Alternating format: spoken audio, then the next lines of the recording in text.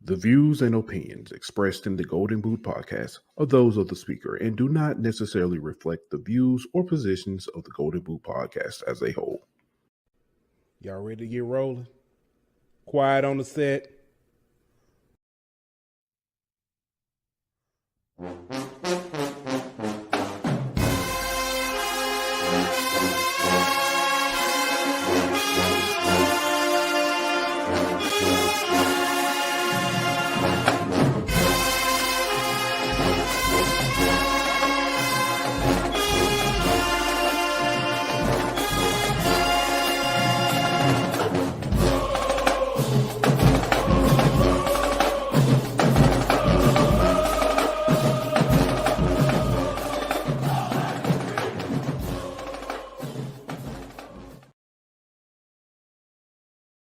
Hey, welcome back. Another hot episode of HBCU. It's your boy Pooh Bell. Got my man Ant Petty Murphy in the building. What's good with you, my boy? What's happening with it, bro? Man, we in there. We hanging in there. Day after Juneteenth, man, I was at work ruining people's childhood. Was in there with it's funny because we was just talking and I just randomly, it was random, like real random. So y'all know traffic is racist. Dude looked at me like, what? And I started breaking down. I said, another dude was like, I don't know what they were talking about. He said, I only eat vanilla ice cream. I said, did you know vanilla ice cream is racist? Bruh, it was so funny. And I started breaking it down. They were cracking up. I was like, I can't believe you said that. Then I told them about Nancy Reagan and her How is traffic racist? Okay, you ready for this? Okay. So Atlanta, let's do it for Atlanta, for example. So in Atlanta, the interstate and the way it's designed, it was designed to keep white people from driving through black neighborhoods and vice versa. So they literally designed traffic as bad as it is just to avoid them driving through neighborhoods. That's just Atlanta. Now, other cities and most cities, if you look at the way they have designed the highways and interstates and stuff like that, they typically always divide black neighborhoods. You never really see highways and interstates divide black neighborhoods. Look it up. I guarantee you. They literally establish neighborhoods. They'll put one there and drive through. I get what you're saying, but you making the assumption that those neighborhoods have always been black neighborhoods. And I'm not, this is not something I'm guessing. Look it up. I guarantee. Dude looked it up. He Googled it and he was like, well, I'll be damn. In the 1950s and 60s, they were used to divide up urban neighborhoods and and it said divide up urban neighborhoods typically with the residents being people of color. I guarantee you. I promise you. I was like, he thought I was making it up. And then he said, man, what else you gonna tell me? I said, he said, what about my shirt? I said, it's made of cotton. I said, I ain't going there. We're gonna leave it at that. And we moved on. But yeah, man, fight the power. Anyway, man, we got a good one tonight. We got the crew back together, man. Listen, when we started talking about doing this show again, well, we know what I'm saying, breaking down the teams, I had this date circled. I was looking forward to this, man, because every time this crew get together, man, it's some funny happens. Somebody say something wild, good times. And I'm gonna go ahead and say it on. I said it off the record. I'm gonna say it on the record. I've been looking at everybody making these predictions about their teams, and you know what I'm saying, 10 wins, 9 wins, 8 wins, 10 wins, 9 wins, 8 wins. Somebody lying. Somebody lying. And at the end, the date, matter of fact, it's gonna be I think it's the July 15th, night before SWAC Media Day. We're gonna do a kind of breakdown show, talk about everybody, do predictions and stuff like that. Yeah, we're gonna talk about who lying. We're gonna figure it out. We're gonna get some people on here, you know what I'm saying, figure it out. But Jay White coming in hot. Overrated Bama State. Yep, we finna find out. But before we even get started, man, I'm gonna go ahead and get the way now because I forgot last night, so I'm gonna go ahead and get out the way now. I'm gonna give a shout out to our sponsor at BetOnline. BetOnline.ag. We'll be back in 1 minute. BetOnline.ag is your number one source for all your sports information, stats, news, and scores. Get the latest odds, lines, and player injury reports for this year's NBA and NHL playoffs. BetOnline is always your sports information headquarters. This season, we have you covered for all your sports wagering needs. We have everything from NBA, NFL, MLB, and NHL to golf, tennis, UFC, and boxing. BetOnline is the fastest and easiest way to get your betting info, including live betting options and your favorite casino and card games that you can play right from your home. Head on over to betonline.ag today or use your mobile device to get in on the action. Be sure to use the promo code BLEAV to receive your 50% welcome bonus on your first deposit. BetOnline, where the game starts. Ladies and gentlemen, I want to welcome back to HBCU. These gentlemen don't need no introduction, but it's proper. We got to give it to them. Representing the Big Bad Braves, none other than our man G, affectionately known as GeeEspn. Welcome back, G. My bad. What's good? What's good? All right, now we only got half the duo. The other half somewhere to Megan Thee Stallion concert, twerking for his birthday. But we got our man Kendall Mans from the Wildcard with us. Appreciate you coming back. Yo, appreciate you. And I'm just saying now. We warned him the first time he came on. I guess he just feel like, hey, I come out. If I get canceled, I get canceled. But shout out to Zach for continuing to hang with us. Affirmative action to stay strong. Welcome back with us.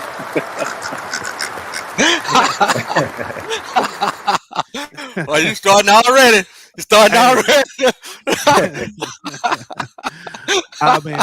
Hey man, listen. We done had Zach on so many times, and every time he come out, I be thinking to myself, Zach must don't care about his ratings. He must don't care. The people gonna cancel him. But nah, man.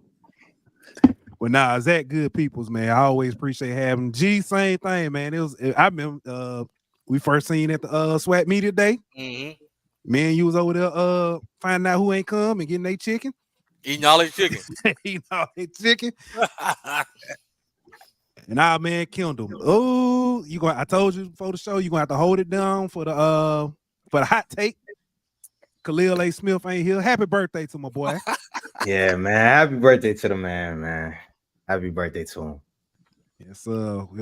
Man, before we get started, man, I said it before the show, saying now congratulations, Kendall. You and Khalil on the graduation, man. Major props, and y'all still doing big things, still representing, and yes, sir. Appreciate that. Looking to continue on. Zach. You know how it is. We always appreciate the growth and having you on, and same with you, G. With the Golden Ham, doing that show as well. With Swac'n the Food, man. Congratulations and appreciate everybody and everything that's going on. Appreciate it.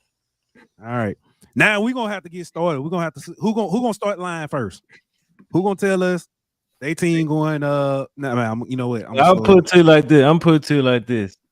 I feel like Zach gonna be the most neutral person. Here we go. Covering their team. So I feel like we can go and get him out the way first, then we can get to the lies. All right. Zach, thank you for coming on again, as always, covering Tennessee State. Talking about, saying the Tigers up, Nashville. Last year, let's talk about last year before we move forward. Last year, they started off strong. Looked like they were, possibly headed towards a playoff berth, and then, I ain't gonna say the wheels fell off, but they caught a flat. They caught a flat. So the whole bus broke down somewhere along the way. Because you think 2 years, right? Because you guys think 2 years ago, going into that SEMO game, they were number one in the division with the chance to win and go get beat 42-0 at home and give up a rushing record to Geno Hess. Then last year, they were rolling, and then Charleston Southern comes in and beats them 35-21. I don't know if they crossed the 50. it got bad toward the ends of last year, man. I mean, losing to Tennessee Tech multiple years, which wasn't a good team. But the positive was it was their first winning season since 2017 last year.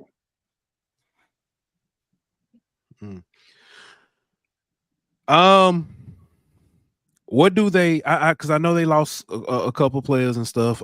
Key players that they lost. The whole defense. I think they're returning 2 defensive starters from last year. I mean, and maybe 3 if you include Jalen Bell, the transfer from Mississippi Valley State, who got hurt. I think it was the second game of the year. He's going to be a force at D tackle, but their defense is just going to be revamped. And then you look at offensive line. They lost 3 starters, 4 with the tragedy that happened this offseason with Page at center. They're going to have a fully new offensive line, but they hit the portal hard, man. They brought in over 25 transfers, and I think they have the 4th most FBS transfers in the country. So they went and loaded up in the portal, and I think they're going to be decent. It's just, is that offense going to gel? Now, luckily, you do return a lot of starters offensively. I think 7, which most of the new starters will be on the offensive line. But to me, the conversation, when I was on this show last year, I said the conversation started with Draylon Ellis. It still starts with Draylon Ellis. If it doesn't matter who they bring in, who leaves, if their defense has ranked top 3 in the conference for like 3 straight years under Brandon Fisher, if Draylon Ellis can't turn into the Draylon Ellis that he was at Austin Peay, Tennessee State's not winning a championship at the end of the day. And so it comes down to whether Draylon Ellis can finally live up to the hype in year 3 with a new offensive coordinator who was over at UT Martin. I don't, Partridge has won, I think, 3 straight conference titles in this conference. So maybe he's the missing piece, but to me, it begins and ends with Draylon Ellis, and the pressure's all on him offensively. Yeah, that's why I was gonna go with the new coordinator. What expectations on how much you think his imprint will be seen on the offense, and how much you think they can improve with him at the helm? I think they'll improve. I think it's it's going to be a little bit of a different approach. Like Tennessee State's always kind of run the ball, but when you look at those UT Martin offenses, they're not afraid to just run it down people's throats and not be ashamed of it. I mean, you look at the running back they had last year was an All-American, transferred to Oklahoma, I think, Sam Franklin, one of the best running backs in the country.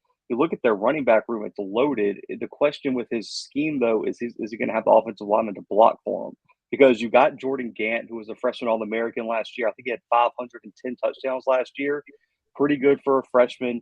Then they added C.J. Evans from Austin Peay, who I think for his career has run for over 1,300 yards and is a really big receiving back, which gives them another I would just say another weapon they didn't have last year. They really didn't have a running back last year that can get it out of the backfield like that.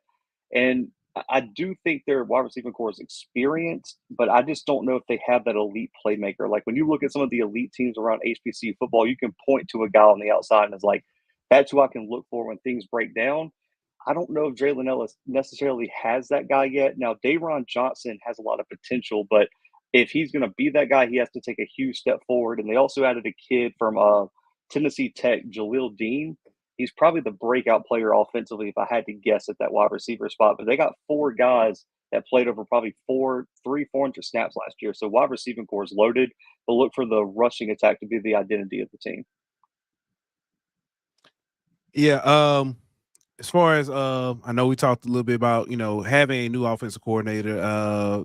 They've had 2 brand new offensive coordinators in this offseason. What should we expect from the play caller this year? I mean, just consistency, man. I mean, because you look, I think the past 2 seasons, how many games they could have won if they just had a decent offense. Do you guys remember that Jackson State game with Prime 2 years ago in the Southern Heritage Classic where that defense was murdering Shador for like 3.5 quarters and they just couldn't get the ball across the 50? They beat Jackson in 2022 if they just have a half a decent offense. They go and lose to Murray State 2 years ago, only giving up like 150 yards defensively. You can't lose games like that. I just need him to be in the top half of the conference.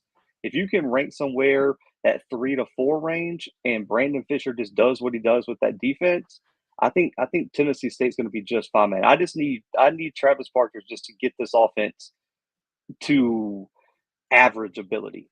because the inconsistencies have been too much. And really, you look last year, their best offensive outputs were against bad teams.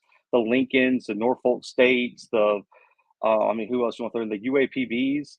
But you have to put those stats up against the UT Martins, the CMOs, the Tennessee Techs next year, the Eastern Illinois.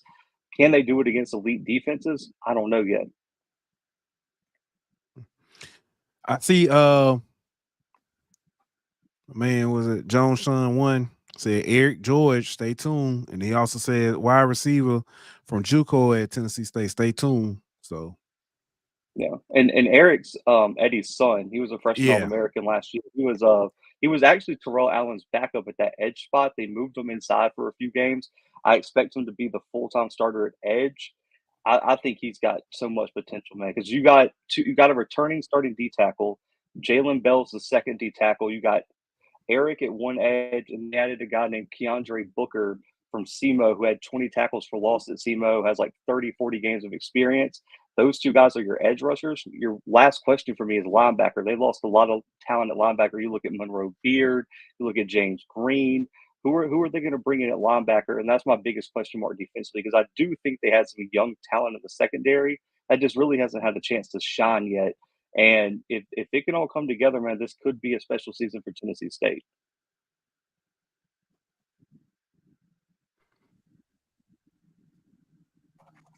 You want to go down the schedule?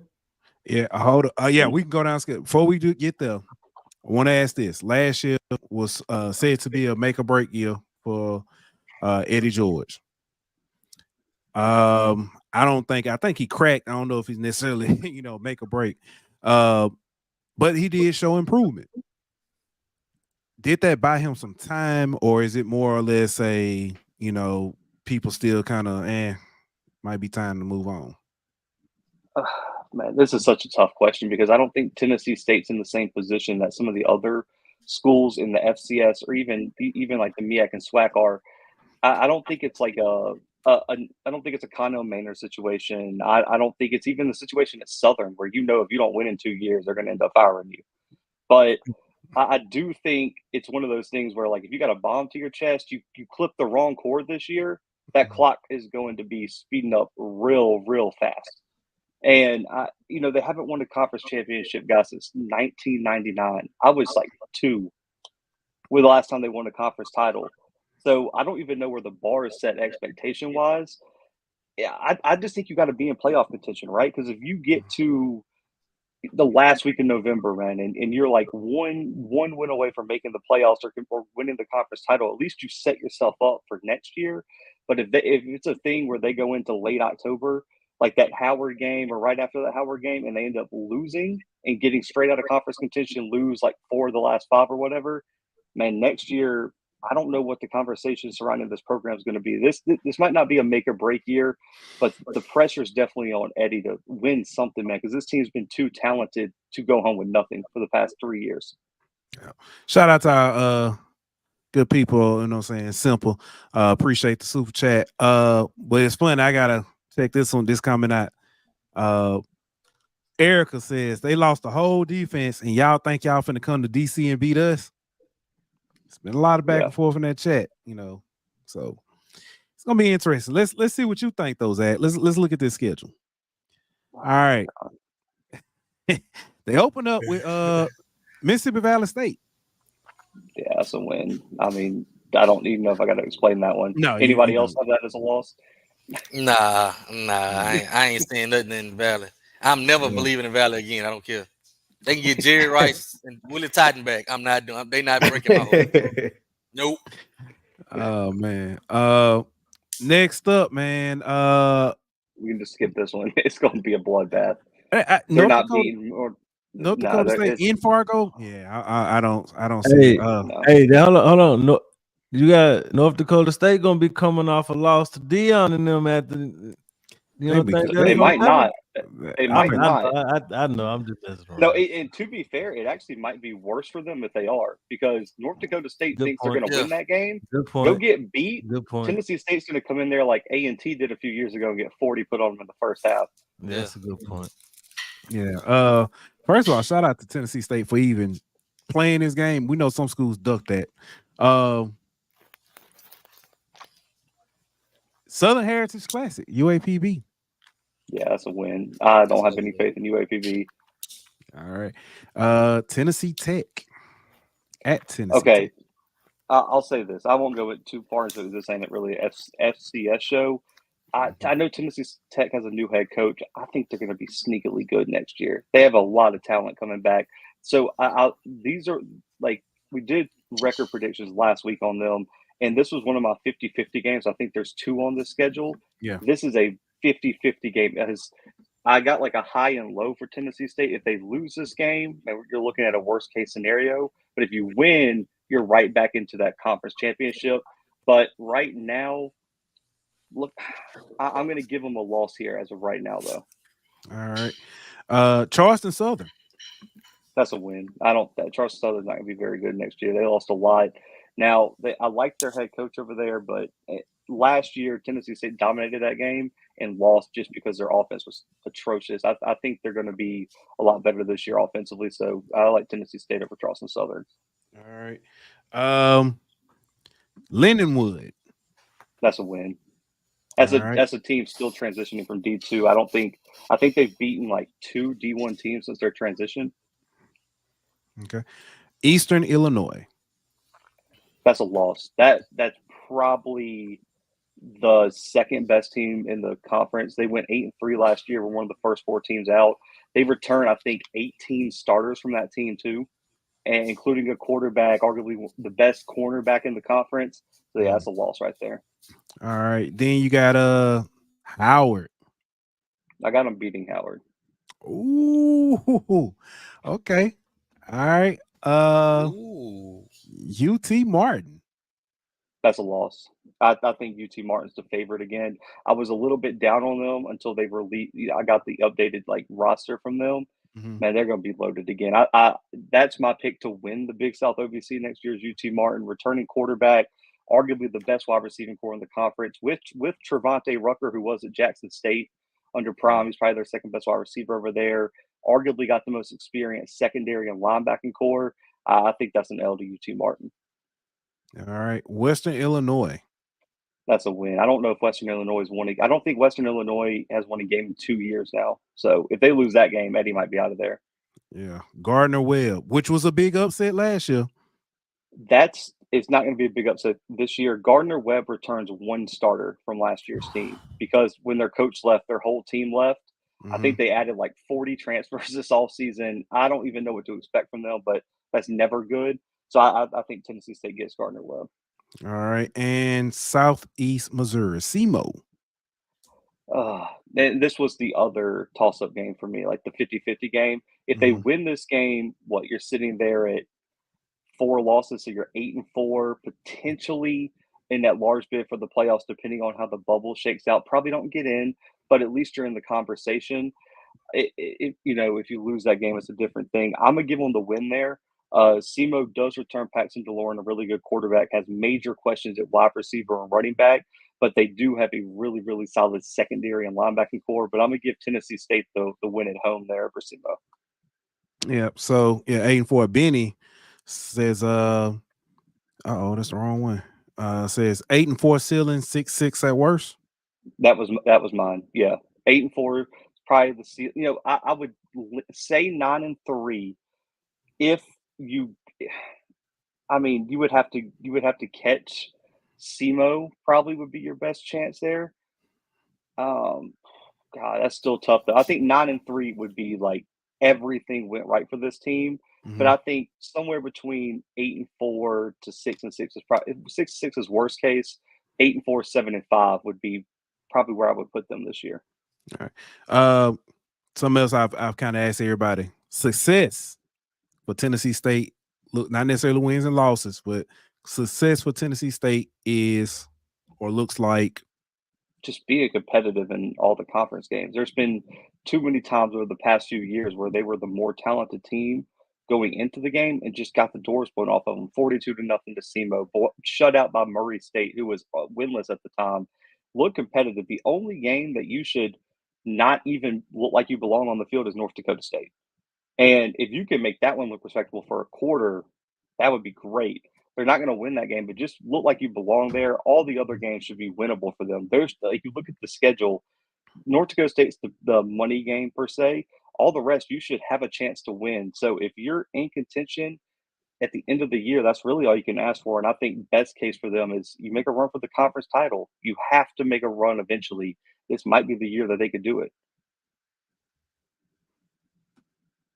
All right, I like it. I like it. All right, fellas. I don't even know where to get started.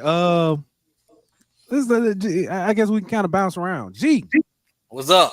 Now y'all know I ain't got no problem with lying. I'm ready. All right. Let's talk about them big bad Braves, man. Last year, y'all, you know, I think pretty much, I mean, story for the West. Everybody's in contention until, you know, saying somebody finally decides to win it. It looked like it was gonna be a bounce back season. All the rumors about, you know, saying Big Mac, you know, had died down, and it looked like, hey, you know, saying show's gonna keep rolling. Then all of a sudden, lo and behold, he's gone.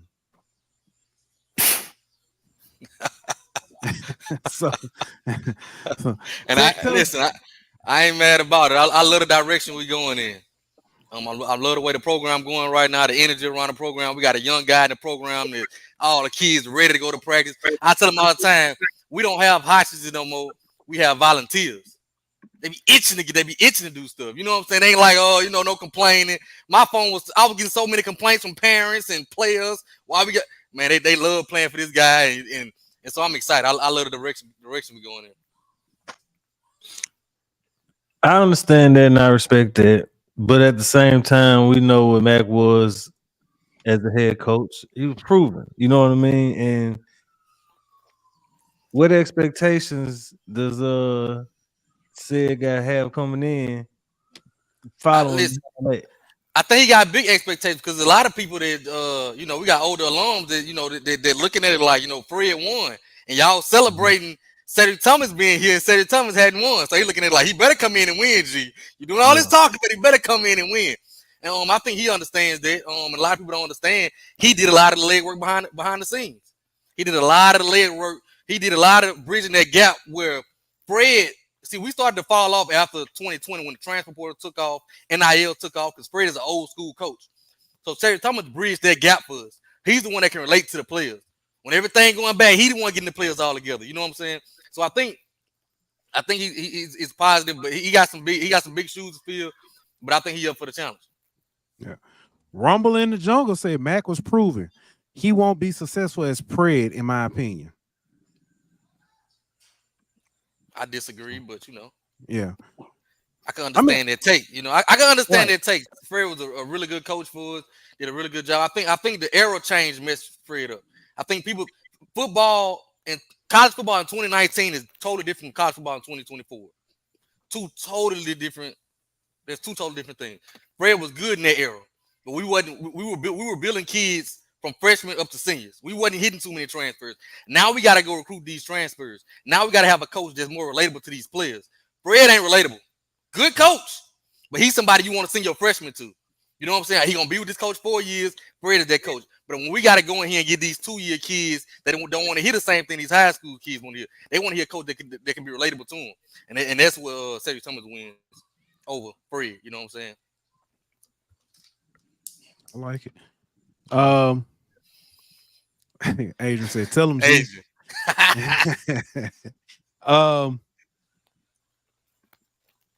Going into last season, I'll say this: coming into last season, I did not think that. Well, my thought was that Tyler Macon was, you know, about to, you know, saying propel y'all, you know, saying take out new heights. Award that I don't think a lot of people. Well, I think this guy deserves. I don't know if it exists, but most improved. Well, not most improved, but player who deserves the biggest apology. I got to go to Aaron Anderson. Aaron Allen. I'm sorry. Aaron Allen. Aaron Allen. He came out and I mean he had a stellar season. One, you know, One of my I had to favorites go. I had to go watch. to him myself. I had to go to him myself. Like, my bad, dog. Look, Hey, he couldn't remember laugh. My bad, he dog. hit him Hey, with, you he took hit my him with point, that back. Hit him with that Mike Jones. Back then, they didn't want me. huh? Won a few games for y'all. Now all Yeah, of he a did. sudden, He did his thing. He really did. He did his thing. Stayed down. Didn't opted not to get surgery. Was away from the team in the summer, just rehabbing, and came back. With a vengeance. He never dropped his head. Came back with a vengeance, and he did a good job. I ain't gonna lie. I was like, please give him one more year. I don't know what you got to do. Give him one more year. Find a rule wish. somewhere. Yeah, I wish.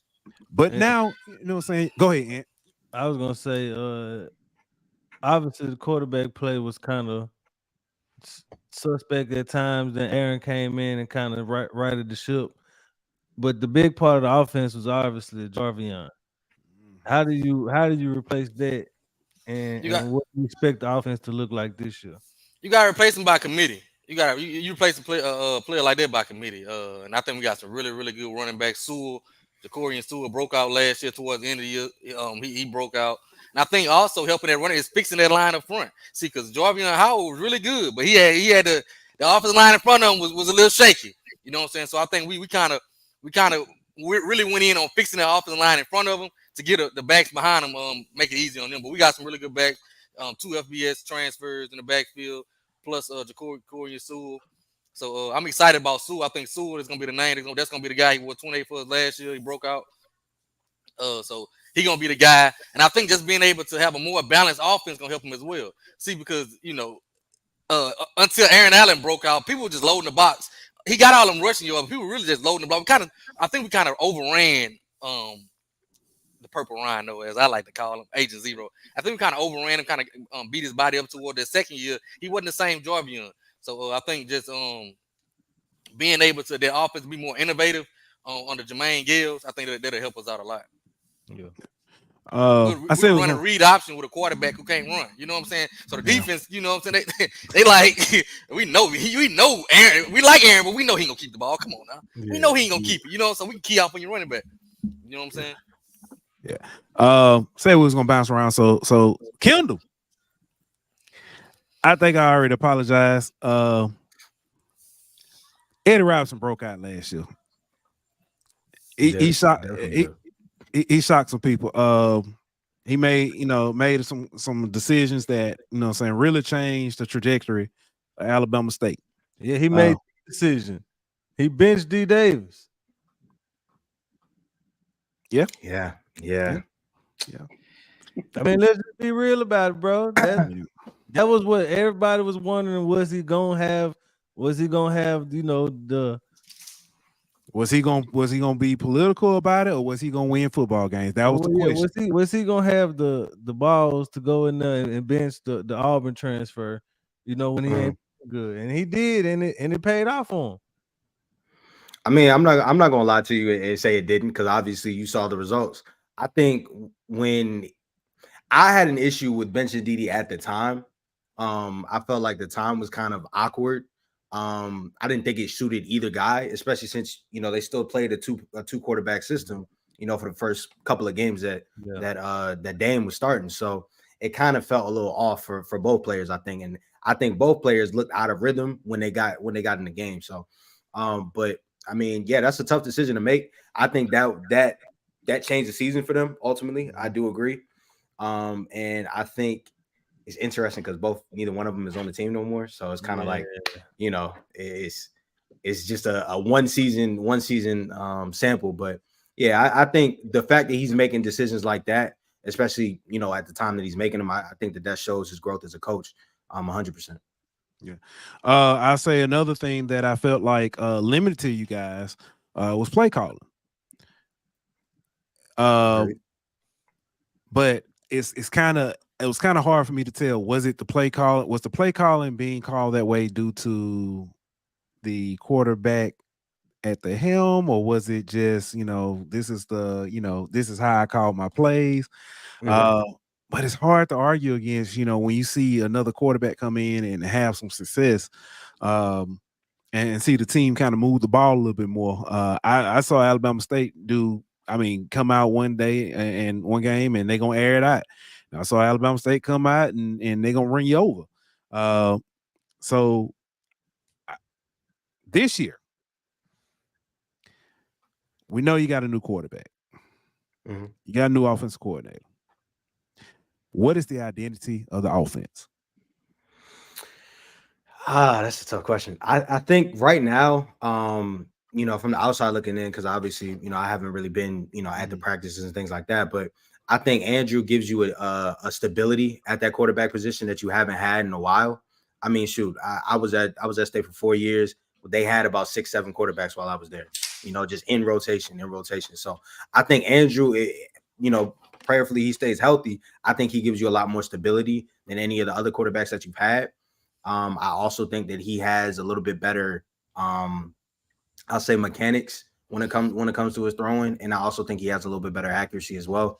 So I think that he can provide them a more of a, you know, steady flow when it comes to the throwing. But I mean, as long as I've been at Bama State, and as far as I know, as long as Bama State been Bama State, they run the ball.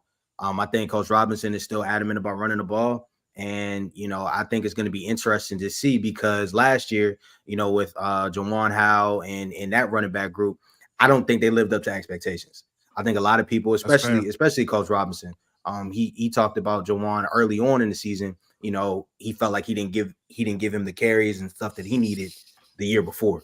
So I think looking forward, it's still going to be run based, I think, but I think you have a lot more flexibility when it comes to your passing game.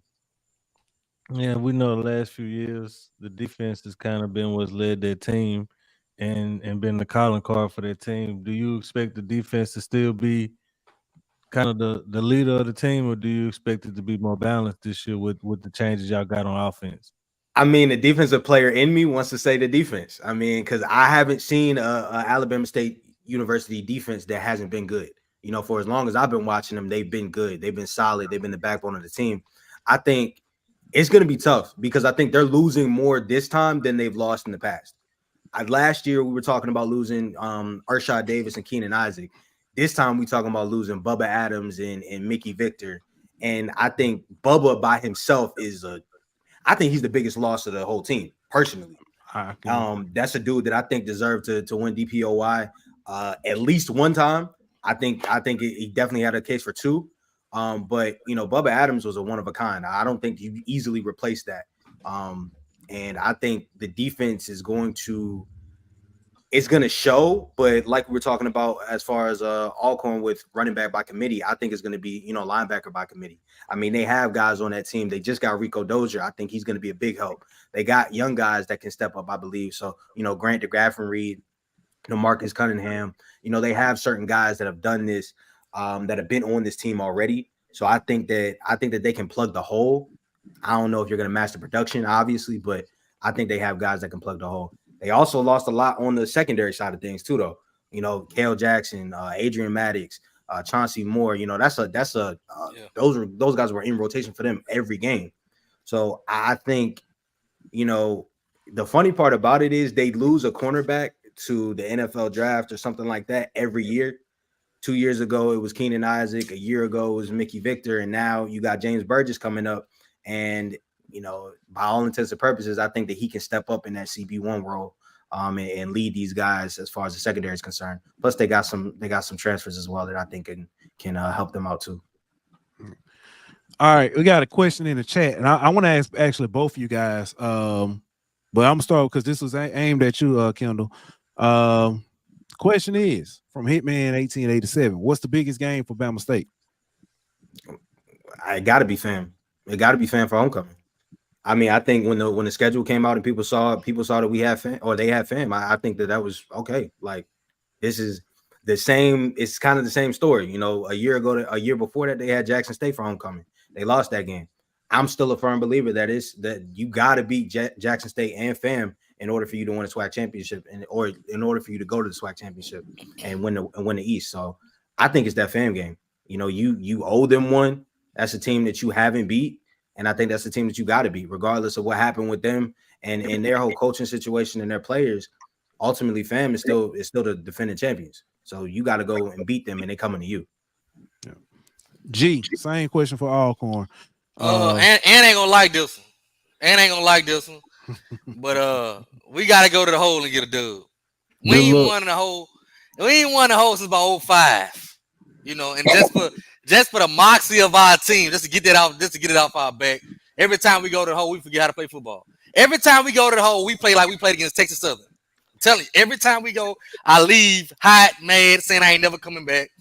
And so I think that'll give our coach a lot of confidence with the fans. We go down there and take care of business in the hole and kind of get us on the road to start and go ahead and win the West. Yeah. Oh, good man. D2 says solid analysis, bro. Hey, what's good with you, bro? I gotta hit you up too. Get at you. But yeah, talk about biggest game. Other than the FAMU game, Kendall, what game you got circled on the calendar? I mean, Magic City Classic is a given. I think you got to continue your momentum in the Magic City Classic. I'm not picking against y'all again. I apologize. Was that the game Khalil said Bama State by 50? Was that the game? I think it was. No, he said FAMU was the by 50. If I'm not mistaken. Well, yeah. He said FAMU by 30. If I'm not mistaken. Oh yeah, he can be delusional. He can definitely be delusional. But that's a tough one. I think that Jackson State game. I mean, obviously, whenever you beat a team at home during their homecoming, I think that team's gonna come back. Want that revenge. So I think Jackson State gonna come with it. They have a tough end of schedule. I mean, in all honesty, I think Grambling. You may see a different Grambling. I mean, this isn't the same Grambling with Hugh Jackson. I think if Miles Carley is under center, I think he's going to come back with a vengeance because by all intents and purposes, he got embarrassed last time they played him. Prairie View, they lost to Prairie View as well. So last year, so I think that's a tough end of schedule. That's a tough stretch. But I would say Jackson State and FAM because, like I said, they got to beat them. They got to beat them. Yeah. What's up, Miss Nicole? She said, my boy ain't here to defend himself. Well, he out there having a hot girl summer. That's his fault. He was invited. He decided to go twerk for his birthday. G, let me ask this. Because this is a little bit different. Not necessarily what's circle. Okay. What's the toughest game you think y'all have on y'all side? You already answered it. In the hole? Yeah, I think in the hole, but just to give you another game, I think the Alabama State game, going to Mobile, coming off playing Southern and Grambling, getting up playing these two big rivals, and having to go to Mobile, in Alabama to play them down there in the Classic. I think that can be a trap game for us and against a good Alabama State team. So that's going to be another tough game for us that I see on the schedule. Y'all got lucky last game too, so I would definitely go in there kind of. So this year we coming, ain't gonna be no luck involved this year. We gonna, we got. It was self-inflicted, right? Yeah, it was self-inflicted. Yeah. We're not starting that up again, Yeah, so we gotta go down there and take care of business, but it's gonna be tough. Bama State better win week 1 though. To me, that's their I get the importance of conference games. I think the most important game for Bama State is week 1 against Central.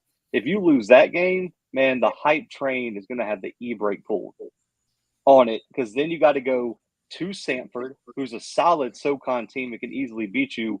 If you get into conference play 1 and 2, man, the season turns quickly for that. Even though you don't have any conference losses, the momentum's gone at that point.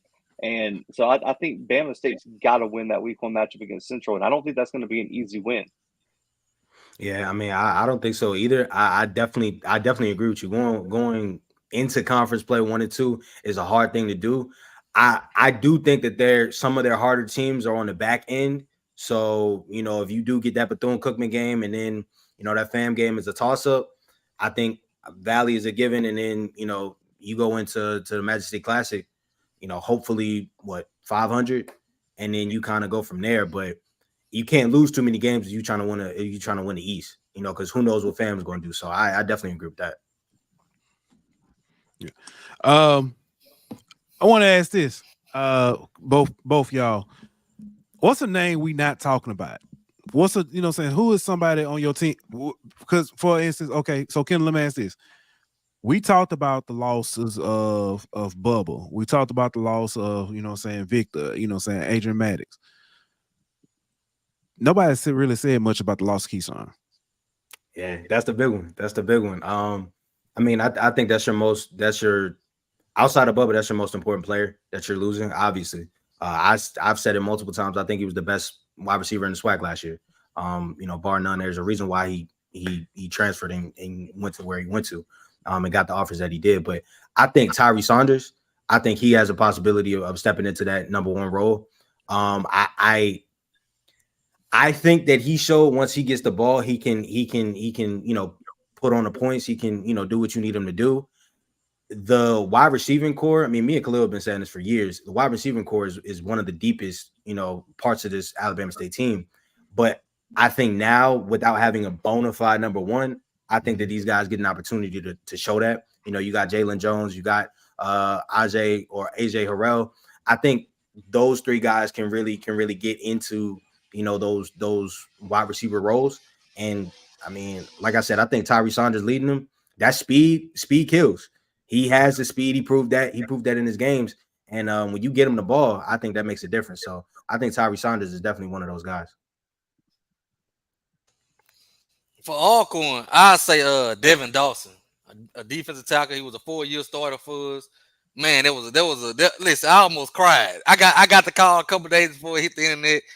And I talked to him. He's like, gee, I want to try somewhere else. Lord, I almost cried. He was a 4-year starter for a staple on that defense in the middle. He didn't get the notoriety that Malachi Bailey got because he's an inside guy. And a lot of times he's taking them doubles, eating up them blocks in the middle, and helping out Malachi on the edge. But Devin Dawson has been a staple for us in that defense, one of our leaders on the defense. So losing him late in the spring, I think is a loss. We're not talking about we replaced him with a transfer, but I'm not too big on unproven over proven. And he was a proven kid in the locker room, good kid. So I think that was a big loss for Devin Dawson. I mean, D2, as he said, man, I wonder how State will use Kinsey, the transfer from Clark Atlanta. So he was cold.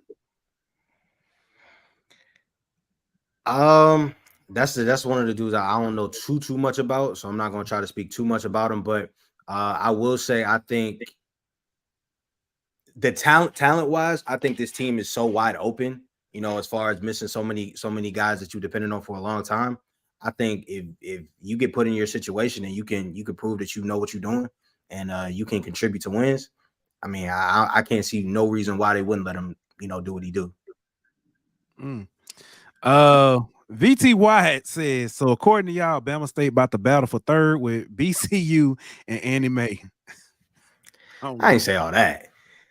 I ain't say all that. I mean, honestly, I think Bama State's up there. Like, I really do think that they got an opportunity. But BCU and Andy May is crazy. BCU and Andy May is y'all got to understand who that is coming. Okay, that's one of them Jackson State delusionals. Okay, so you gotta take everything with a grain of salt now. Sorry. All right. Okay.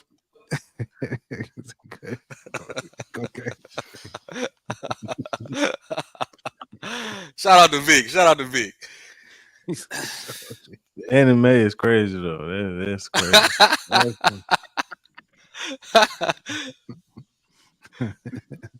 Oh man. From PV versus everybody said y'all battling for second. We'll get there. We ain't even start the line part yet. Y'all, golly, y'all come on. Coming out. We ain't got there yet. I guess we go ahead and get there. Let's go down the schedule. Who want to go first? Do we need to flip a coin? Don't matter. Oh man. All right, let's go. I go at Khalil. Kendall, I'll go at you. I don't know if you're gonna be in Khalil mode or not, but here we go. I'm not Khalil, y'all. So I'm gonna let y'all know that right now. I'm trying to come in this, realistic. Obviously, I'm a graduate, so I gotta be a little bit biased, but yeah, I'm gonna come in with a little bit of what's good, Zoe? Zoe, what's good, fellas? What's good, Zoe? All right, here we go. North Carolina Central in Miami, the Orange Blossom Classic. You know what? I'm gonna go with a win. We start 1-0. All right. I ain't gonna argue. Miles. They gotta get that get back. 2-0. They got to. Yeah. Ain't no way you losing twice to them. All right. Sanford. At Sanford. I'll go L. Okay. Bethune-Cookman. At Bethune. I'll go. Yeah, that's the thing that got me a little hesitant, but I'll go 3-1. All right. FAMU homecoming. The alum in me wants to say that's a dub, but I'll go realistic. I think it's 3-2 for right now. All right. Mississippi Valley. I don't care what you alum, visitor. You say anything other than okay. That's a dub. That's a dub. Hey, I'm gonna put you out the show. A&M Magic City Classic. Come on now. It's a dub. All right. Port City Classic. Yeah, think wisely now. Think wisely. All right. You lucky Khalil not wearing because Khalil will hype this one up. I'm gonna say give us a dub. Give us a dub. All right. I like it. We at 6-2? Yeah. At Grambling in the hole. I think they might sneak one out on us. I'll go 6-3. All right. Jackson State at home. That's gonna be tough. 6-4. I'll go L on that one. All right. It's close. All right. Prairie View. 7-4. All right. A lot of people say that might be the preview of the I ain't gonna go there. I'll let that be. Turkey Day Classic. 8-4. Come on now. All right. So all right, I'll put that down. All right. You a little too reasonable for my liking. I told you that though. I told you. Man, I'm trying to work on my sports analyst. Like I'm trying to work on this, man. So I gotta be a little bit, Obviously, though, I said it. That when you come on here, man. When you come on here, man. I about to say you gotta But get 8-4 though, like I don't think none of y'all say 8-4 though. 8-4 is sitting at the house though. 8-4 is sitting at the house because you got like 3 SWAC losses. You at the house. Hey, and my man, Zoe said it won't be close. You said that one with Jackson State. He said it won't be close. They gonna get their get back in y'all house. I'm just saying. Y'all added all that talent to go 8-4 and be at the house in December. Yeah, that's what I'm saying. It's new talent though. That's new talent though. And we lost a lot too. I want you to keep that in mind. When we talk with Jackson State with Zoe on here, I'm gonna boost it up. I want him to say they going undefeated, beat y'all by 4. They gonna say that every year. You ain't gotta work. Zoe, listen, Zoe, that's one person. Zoe been saying this before Dion. That ain't no Dion talk. That's not Dion new. Zoe been saying that since they was 3-8 that they was gonna play in the SWAC championship game. I swear I got a post on Facebook right now where they went 3-8 and he said they was gonna be in the SWAC championship game. I swear. This is how they do it. This is how they do it. Lana said we beat Bama State 9 years in a row, mind you, and no one knows who the quarterbacks were. Ooh, dang. No disrespect to any of those quarterbacks, but I don't know if any of them were Andrew Body. I'll say it like that.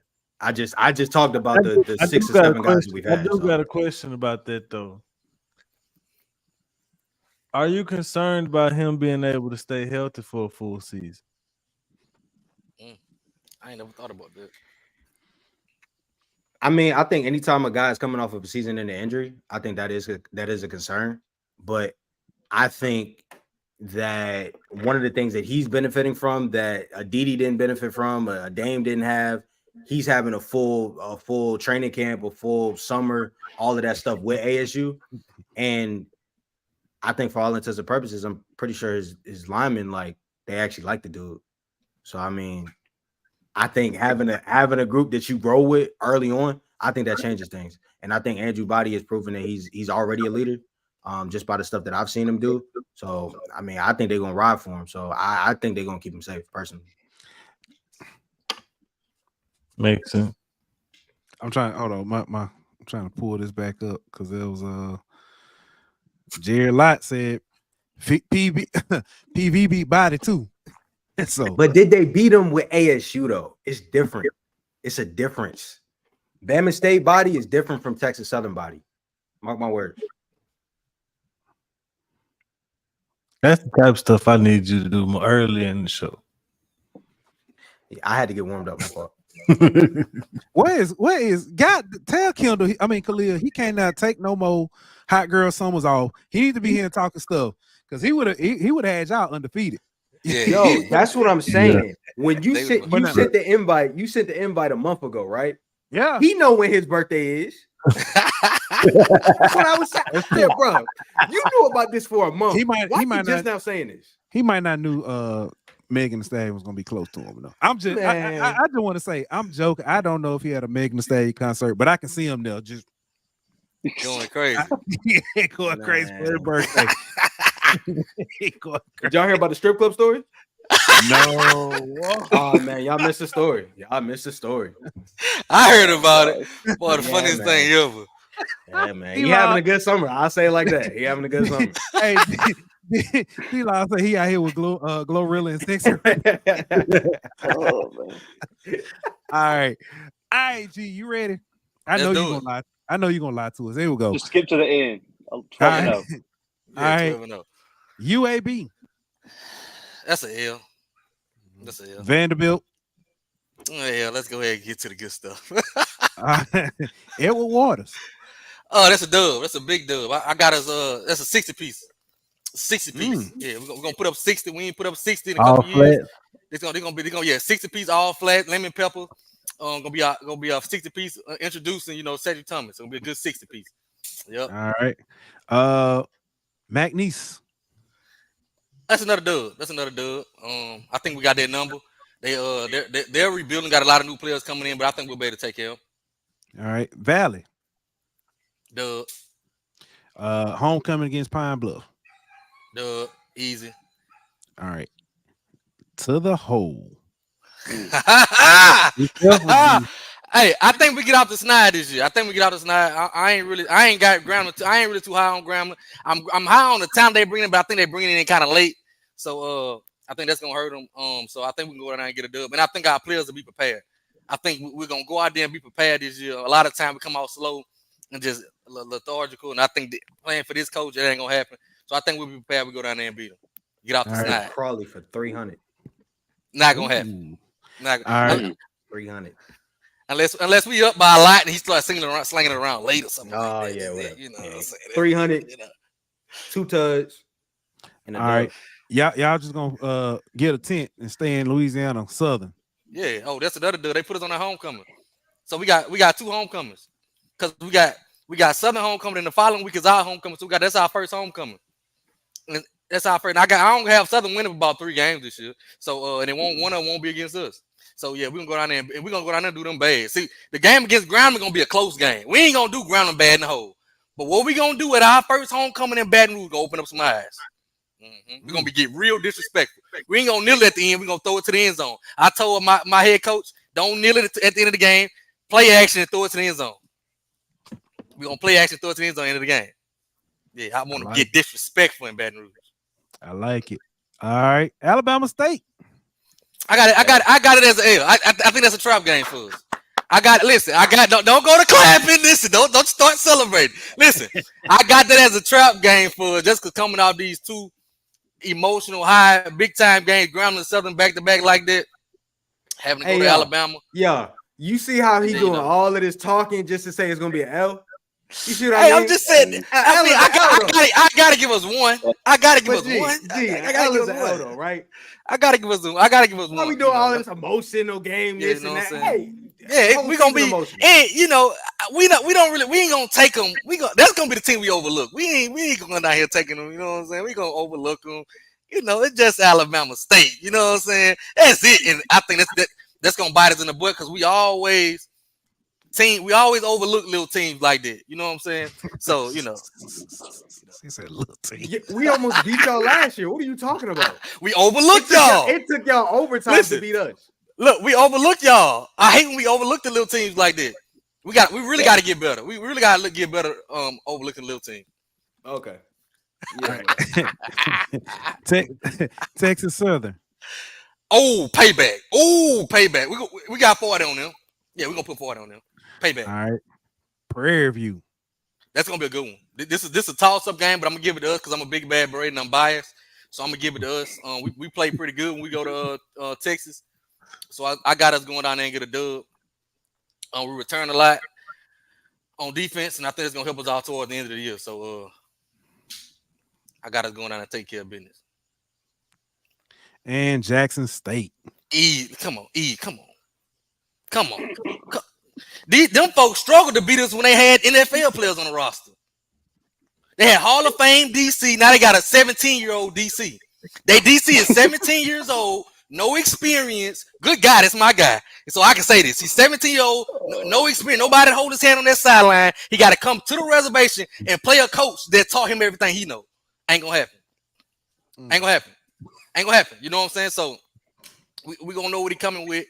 Good guy, love the dude, great safety coach, but it's gonna be a close game. You know what I'm saying? It's gonna be a close game. We're gonna take care of business on the reservation. All right.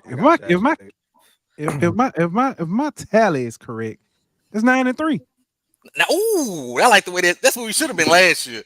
But we had some slip ups. That's how you know he was just talking. He didn't even know that. He didn't know what I'm saying. That's what I had us going 9-3. The two I had one swag loss. One swag loss. Yeah, I got a pretty tough schedule though, bro. Yeah, it is. It's pretty tough. We like it tough though. We like it tough, and I think people don't understand what we have. We signed the best mid-year signing class that in the history of our program this year. The day after McNair left, we signed 25 kids. The best mid-year signing class was able to go through spring with them. So you see everybody on Twitter bragging about all these kids they bringing in late. I was already on campus. Been on campus, learned the system, went through the spring, and so the little pieces we had to do, they had to go back and get just plug and play guys. You know what I'm saying? So we're gonna be ready, and I think we're better when we the underdog. You know what I'm saying? We better when we the underdog. You know what I'm saying? We ain't good as front runners. We better as the underdog. So I think they're gonna help us out. Oh, I believe it.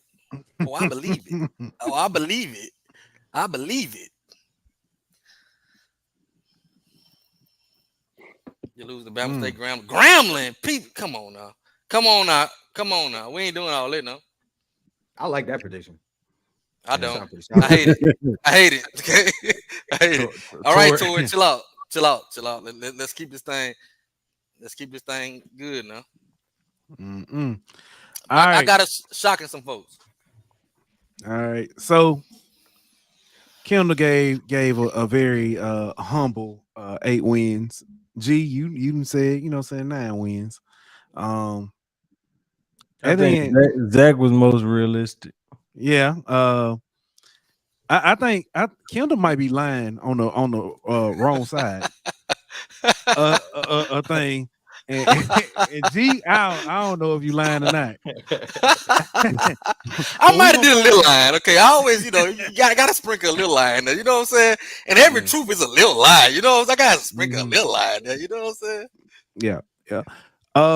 I've been asking this on the Golden Boot side, but I hadn't asked on HBCU out. So I'm gonna ask this. We all know what July 19th is. We know what's happening. NCAA returns the game. I need to know, Zach, what feature are you most looking forward to on the game? Man, I might play a 60-year dynasty night one. I mean, they're going to force me to retire. It's going to be like from the time the game drops until I wake up the next day, we're going to have 2 dynasty plays for sure. That's my answer too. I was going to say dynasty. I can't. That's all I played. Was too. Dynasty. I love that dynasty mode. Now, yeah, I'm gonna take a team and build them up, and that's I love to do that. Dynasty, I can't. Bro, that's the only way. Go change the schedule and play all the top teams and all that kind of stuff. Yeah, I'm telling you, convince that 5-star running back to go to ULM or somewhere. You know what I mean? Now you got transfer portal. Yeah. Oh yeah, that's gonna be crazy. At least right now, early reports and everything we know, there's no HBCUs, no FCS schools on there. I'm praying there's a DLC or something that we can purchase to add these teams. I don't know if it'll happen. Just give it a week and somebody will create our I know they will, but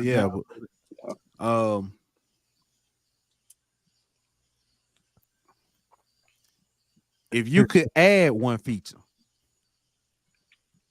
what would it be? Oh man. So back in the Gap, they had it to where you could like redo some of the most historic like NCAA college games and stuff like that. Some of them comebacks that you had to try to recreate the comeback and all that kind of stuff. If they would do that with just the games that's happened since we've last had the game, you know what I mean? Like the kick six and all them games that's happened since we last had the game, that'll be pretty cool. I go from, they took out going from high school in the Road to Glory. You know what I'm saying? I add that in. That's what I did. I used to like going to high school and beating up on all the teams. That was the only point that made sense though, because you had to work your way up to get the good offers and shit. You know what I mean? And you can't even take your Road to Glory player to Madden. Yeah. There's two things for me. One, since I'm an O lineman at heart, I wish you were able to play offensive line.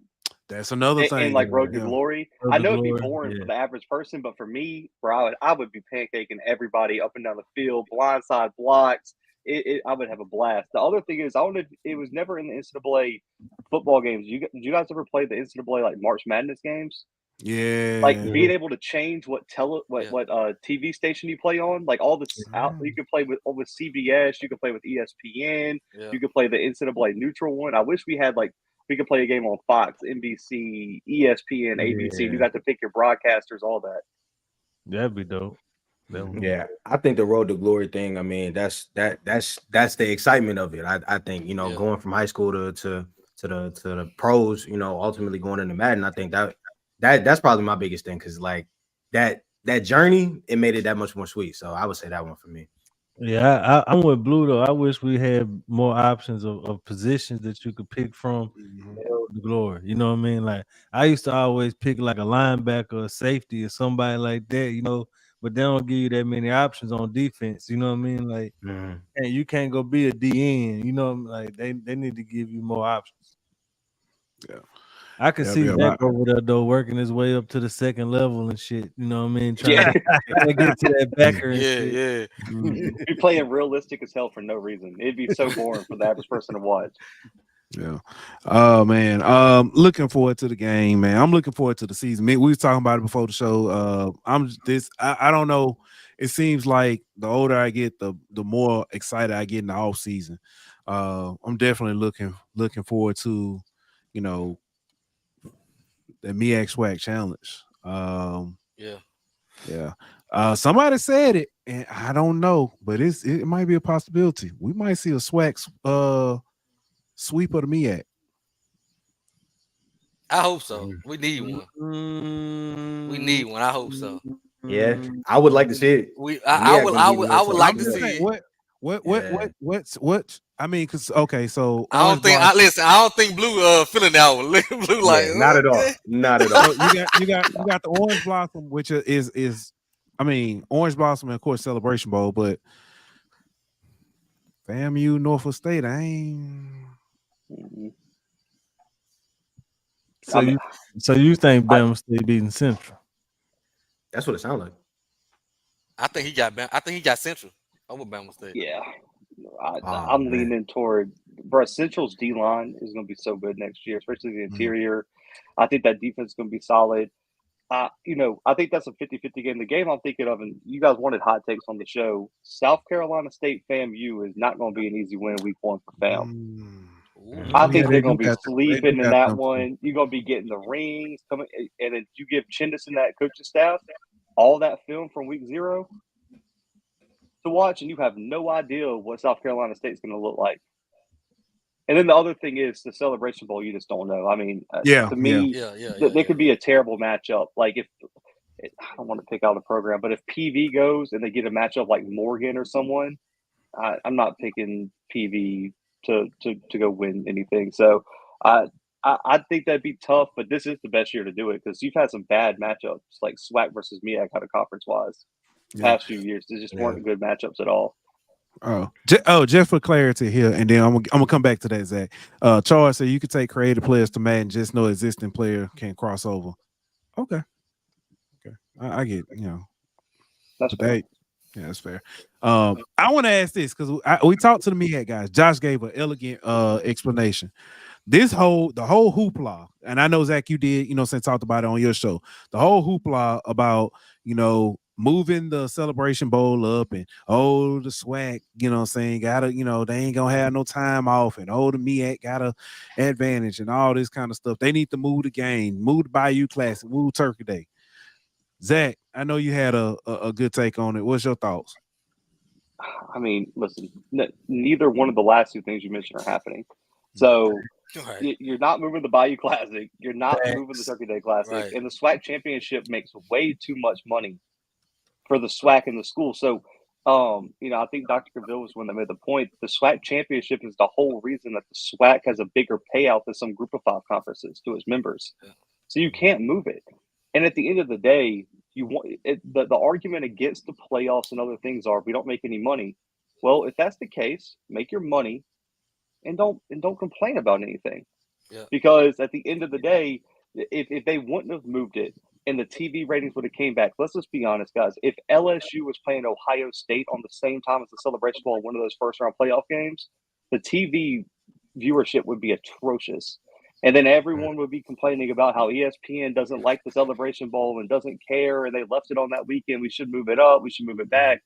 They moved it up to put it as the first bowl game, keep it on ABC in its own spot. There's no other game on at that same time. You get everything, but if you want the money, then just be quiet and go get the money. You get the SWAC championship, you get the Bayou Classic, you get the Turkey Day Classic and the Celebration Bowl. If you want rest, you have to give something up. You can't have both, and beggars can't be choosers. So you either want the rest or you want the money. And at the end of the day, it should just be a pointless debate. Yeah. I agree. I said I do think it gives the MEAC an advantage, but so what? I said we're not moving none of them classes. So what we talking about it for? We ain't gonna move it. Well, at the same, I get the MEAC advantage as far as rest, but at the same time, there's something to be said for continuity and keeping your time and your rhythm and all that kind of stuff of playing though. You know what I'm saying? Like, that too. So if you would, let's say if you were Grambling and you played in the Bayou Classic SWAC championship game, well, you done played back-to-back weeks, so you still fresh. You know what I mean? You don't have the rust that a MEAC team will have. So it kind of worked both ways. Yeah, it do, because I think the other side of it is the injuries. I know one time we went and we had to start 3 defensive ends on the defensive line. That's what we had to start up front because we were totally just, we were broken up. You know what I'm saying? That's a part of football. But we had a month off to get ready. You never know the outcome of one of those games. You know what I'm saying? Mm-hmm. So that's the other side of it. So it's I can see both sides of it. Yeah, I think it's a like Zach said, I think it's an interesting it's a pointless conversation pretty much because every time HBCUs we talk about money, money, drives a lot of the decisions that we make. Plus, we're talking about history. But one thing about HBCUs, they don't play about the history. When you're talking about moving classics around and stuff like that, I think you're messing with something that don't really get messed with much, and I don't think should be messed with in this situation. Yeah. Something the whole rest thing, unless you are Alabama State, Grambling, or Southern, you have that week before off, and then you would play championship and then Celebration Bowl. Yeah. But even with that, if I'm not mistaken, Southern Graham and I know Alabama State, they have that week before the off too. So they still get, it's not like they're gonna go because I think somebody co-pilot 1911 said that they will if Graham or Southern win the SWAC, they go 8 or 9 straight. If I'm not mistaken, they have a week before the Bayou. Yeah. So they still would have an extra week in there. So that whole rest thing, I think people are overreacting by it in my way. Well, every year that the SWAC wins, no one's going to mention it. And then the MEAC fans are going to be like, well, we were off for 4 weeks and all this stuff. Yeah. And That's every how it year gonna it's the opposite. The SWAC fans are going to complain that their team didn't have enough rest. And I've mentioned on my show, I don't think injuries are going to be as big of a talking point until it happens. And I kind of compared it to the Davius Richard injury and the HBCU Legacy Bowl. Nobody was talking about that. It happens once, and now at the talking point, we got to make a change. Let's just say Alabama State goes to the SWAC championship. Knock on wood, Andrew Body gets hurt. They find a way to win. Now they're going to the Celebration Bowl without Andrew Body. The whole conversation shifts at that point. And you guys know what would happen on social media. You guys would know what would be put out there by coaches and everything. That until that happens, I don't think this is going to be a big conversation. But I'll be interested to see if that happens, and I hope it doesn't, what the move is, because there's really nothing to do, because you can't ask the MEAC to host a conference championship. And I mentioned this, the SWAC brands make so much more money than the MEAC brands. I don't think a MEAC championship game would make money. I think that would lose money for both schools involved and the conference. So you can't do that. And the MEAC ends their schedule when at the end, when the rest of the FCS does. So you can't ask them to do anything. I just think we're kind of at an impasse unless you guys, and I mentioned this, unless you guys want to move the Celebration Bowl after Christmas. But I don't think anybody wants to do that, because then you got a team not playing for a month. Yeah. Yeah, that's tough. And you gotta feed the players, keep them on campus. That's more money you gotta shell out. Trying to keep them on campus. It ain't just that neither though, but the transfer portal gonna be open. Yeah, it'll be open.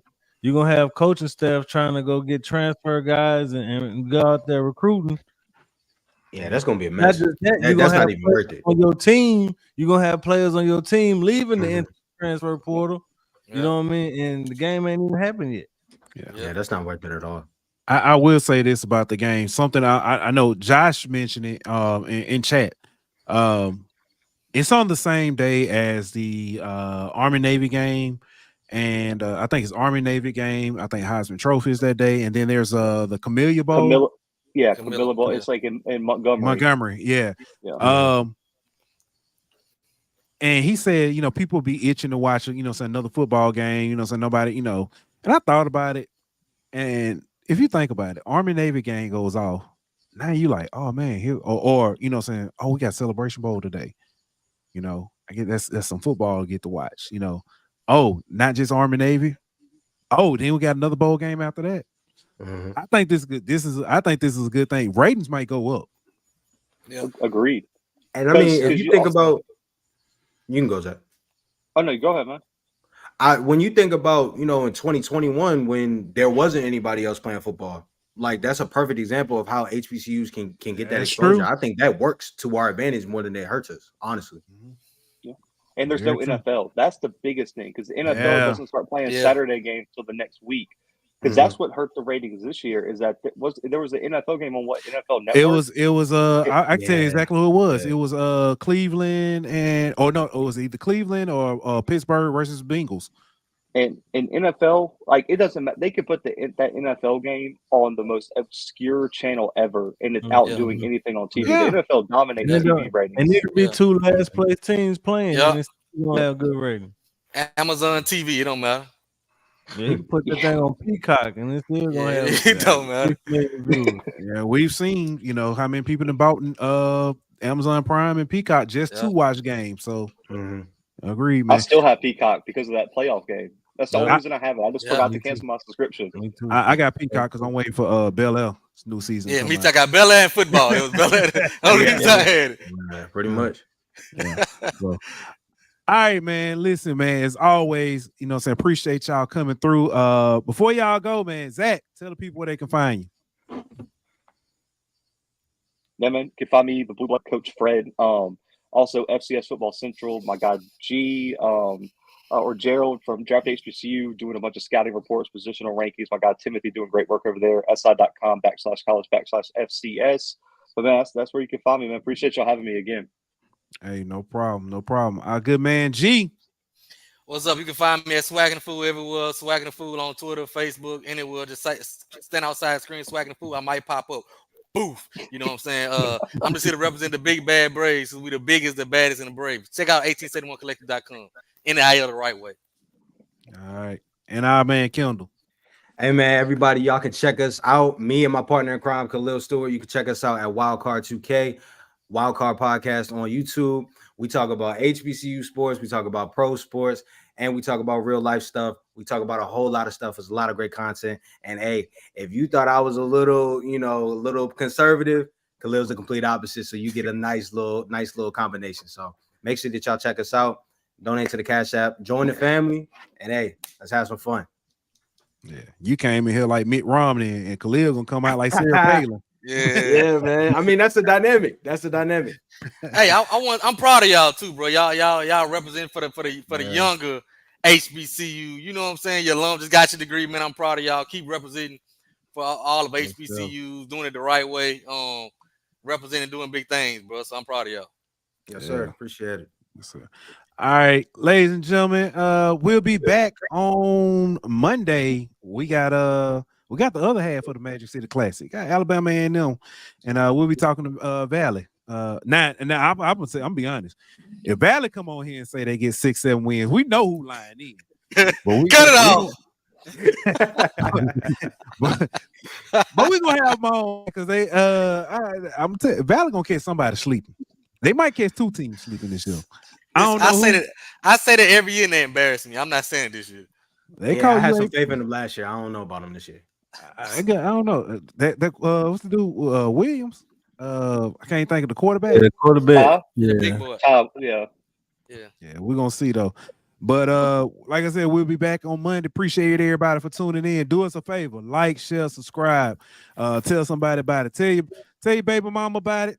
Tell a cousin about it. You know what I'm saying? Make sure y'all come back and check us out. Like that, we out. This show was presented by betonline.ag. Bring me my money.